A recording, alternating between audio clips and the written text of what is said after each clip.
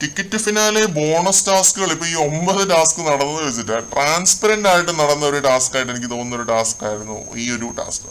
സംഭവം ഒരു memory game ആയിരുന്നു. ഓരോ ടീമിൽ നിന്നും ഒരാൾ വന്നിട്ട് വേണം കളിക്കാനായിട്ട്. ഗാർഡൻ ഏരിയയിൽ കുറെ അധികം പിക്ചർ കാർഡുകൾ വെച്ചിട്ടുണ്ടാവും.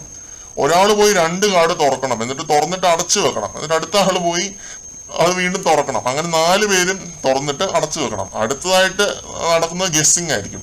നമ്മൾ ഏതാണ് തുറന്നത് എന്ന് ഓർത്തെടുത്ത് ഗെസ് ചെയ്ത് അത് തന്നെ പോയി തുറക്കണം. അപ്പം അങ്ങനെ ഗെസ് ചെയ്ത് തുറക്കുന്ന ആൾക്ക് പോയിന്റ് കിട്ടും. ഇതില് നന്ദന ചുമ്മാ പൊളിച്ചടിക്കുക കേട്ടോ. മെമ്മറി പവർ നന്നായിട്ട് ഉണ്ട് എന്ന് തോന്നുന്നു നന്ദനയ്ക്ക്.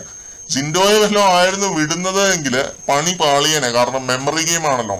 പുള്ളിയുടെ ഏജും എല്ലാം കൺസിഡർ ചെയ്യുമ്പോൾ ഈ ഒരു ടാസ്കിൽ പുള്ളിക്ക് അത്ര നന്നായിട്ട് പെർഫോം ചെയ്യാൻ പറ്റിയെന്ന് വരത്തില്ല. നന്ദന നല്ല രീതിയിൽ തന്നെ കളിച്ചു. നന്ദന കളിച്ചുകൊണ്ടിരുന്നപ്പോൾ തന്നെ നല്ല രീതിയിൽ കയ്യടി വീഴുന്നുണ്ടായിരുന്നു അവിടെ ഉള്ളവരിൽ നിന്നും. ഇന്നലത്തെ ടാസ്കിന്റെ ഫുൾ ക്ഷീണവും നന്ദന തീർത്തു ഈ ഒരു ടാസ്കിൽ. അപ്പം കയ്യടി വീണപ്പോൾ തന്നെ ഞാൻ ഊഹിച്ചു നന്ദനയെ ജയിക്കത്തുള്ളൂ എന്നുള്ളൊരു കാര്യം. എന്തായാലും ടാസ്കിൽ 6 പോയിന്റുകൾ നേടി ജയിച്ചത് ഡെന്നാണ്. നന്ദന, ജിൻഡു എന്നിവരുടെ ഡെൻ. രണ്ടാമത് വന്നത് നെസ്റ്റ് ആണ്. 4 പോയിന്റുകളാണ് നെസ്റ്റ് നേടിയത്. ജാസ്മിനാണ് കേട്ടോ കളിച്ചത്. നല്ല രീതിയിൽ തന്നെ ജാസ്മിനും കളിച്ചു.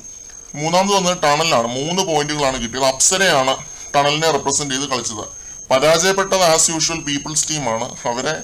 അവർ തഴയപ്പെട്ട ഒരു ടീമായിട്ടാണ് എനിക്ക് തോന്നുന്നത്.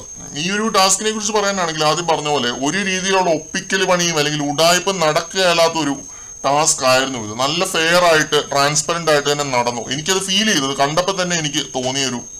കൂടുതൽ അപ്ഡേറ്റുകളുമായിട്ട് വീണ്ടും കാണാം.